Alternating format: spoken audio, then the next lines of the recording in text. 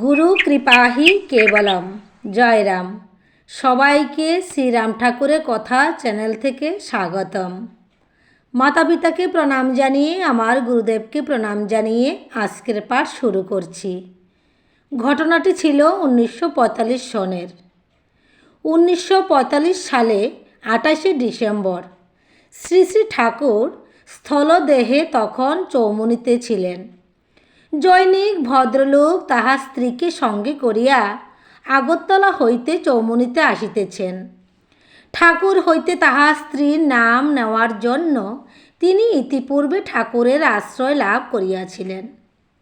তিনি তাহার স্ত্রীকে নাম দিবার জন্য ঠাকুরের নিকট প্রার্থনা জানাইলেন। ঠাকুর তখনই মহিলাটিকে সম্বোধন করিয়া জিজ্ঞাসা করিলেন, মা, নাম নিবেন?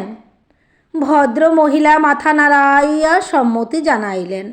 ঠাকুর বলিলেন, আমি নাম বলিয়া যাইতেছি, আপনি সাথে সাথে ওই নাম আবৃত্তি করিয়া যাইবেন। এই বলিয়া ঠাকুর চক্ষু মুদ্রিত করিলেন এবং অল্পক্ষণ পরে 6 অক্ষরযুক্ত নাম মহামন্ত্র উচ্চারণ করিতে লাগিলেন। মহিলাটিও ঠাকুরের নির্দেশ অনুযায়ী ওই নাম মহামন্ত্র আবৃত্তি করিয়া চলিলেন। এইভাবে 18 বার আবৃত্তি করার পর ঠাকুর অতি আবেগ ভরে বলিতে লাগিলেন, মা, এই যে নাম পাইলেন, ইহার ভিতরে কিন্তু প্রাণ আছে। আপনি তো সন্তানের মা, তাই জানেন যে সন্তান যখন ভূমিষ্ঠ হয় তখন তাহার প্রাণের স্পন্দন বোঝা যায় না। ভূমিষ্ঠ হইবার পর ধাত্রী তাহাকে ধুইয়া মুছাইয়া শুকনা কাপড়ে জড়াইয়া নিয়া প্রাণ স্পন্দন দেয়। পরে সন্তান মুখ বাঁধন করিলে অতি সন্তর্পণে বীজা ন্যাকড়ার সাহায্যে মিশ্রিত জল মুখে দেয়। আপনিও তাহার মুখে ক্রমে স্তন হইতে ক্ষীরা দ্বারা দেন।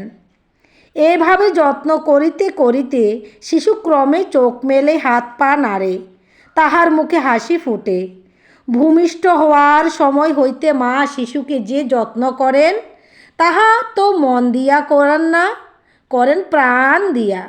শিশুর প্রতি মায়ের এই যে প্রাণের টান, যত্ন, সেইরূপ যত্ন এই নামের প্রতিও প্রাণ দিয়া করিতে হইবে। কিছুদিন পরে আপনি আতুর ঘর ছাড়িয়া নিজের ঘর সংসারের কাজে যোগ দেন। সংসারের কাজে যাবার আগে শিশুকে অতি যত্ন এবং সাবধানে শোয়াইয়া রাখিয়া যান। এদিকে সংসারে কাজ কর্ম করিতে করিতে আপনি কিন্তু সব সময়ে উৎকণ্ঠ হইয়া থাকেন, কখন বুঝিবা শিশু কাঁদে। এই যে উৎকণ্ঠ হইয়া থাকা, এখানেও প্রাণের টান। ঠিক এইভাবে যখন আপনি সংসারে কাজ কর্ম নিয়া থাকিবেন, নামের প্রতিও ঠিক এইরূপভাবে আপনার প্রাণের টান থাকিবে। মনে রাখিবেন, এই সংসার গোপালের সংসার। যা কিছু সংসারে কাজ সবই গোপালের কাজ। গোপাল ক্রমে হাঁটিতে শিখিলে যশোদা মা হাততালি দিয়া তাকে আঙ্গিনায় নাচাতেন এবং গোপালের নাচ দেখিয়া মা আনন্দে ভরপুর হইতেন। এই যে নামরূপী গোপালও আপনার যত্নক্রমে চেতনাযুক্ত এবং শক্তিশালী হইয়া আপনার হৃদয় আঙ্গিনা আলো করিয়া নাচিতেছে। অনুভূতিতে জানিতে পারিবেন এবং যশোদা মায়ের ন্যায় আপনিও সেইরূপ অনুভূতি আনন্দ আত্মহারা হইবেন। ইহাই নিত্যানন্দের যোগ। যশোদার মার গোপালও তো ক্রমে বড় হইয়া মথুরার রাজা হইয়াছিলেন। তখন তাহার নাম হইয়াছিল গোবিন্দ।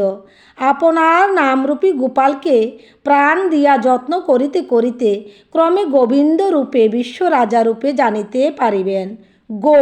গো শব্দের অর্থ ব্রহ্ম, বিদ শব্দের অর্থ জানা, গোবিন্দকে জানা, গোবিন্দ অর্থাৎ আনন্দ। সত্যের জানা শ্রী শ্রী ঠাকুর আবেগ সহিত কথাগুলি বলিয়া গেলেন।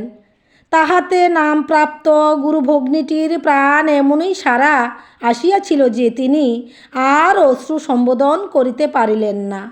ধর ধর করিয়া প্রেমাশ্রুত তাহার গন্ধদয় বহিয়া ঝরিতে লাগিল।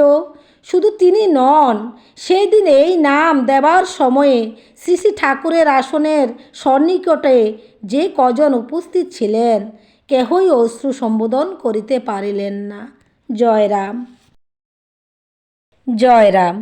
এখানেই পাঠকে বিশ্রাম দিচ্ছি। আর আসুন সবাই মিলে ঠাকুরের দেওয়া 6 অক্ষর নামযুক্ত মহামন্ত্রটি উচ্চারণ করি। জয়রাম, জয় গোবিন্দ।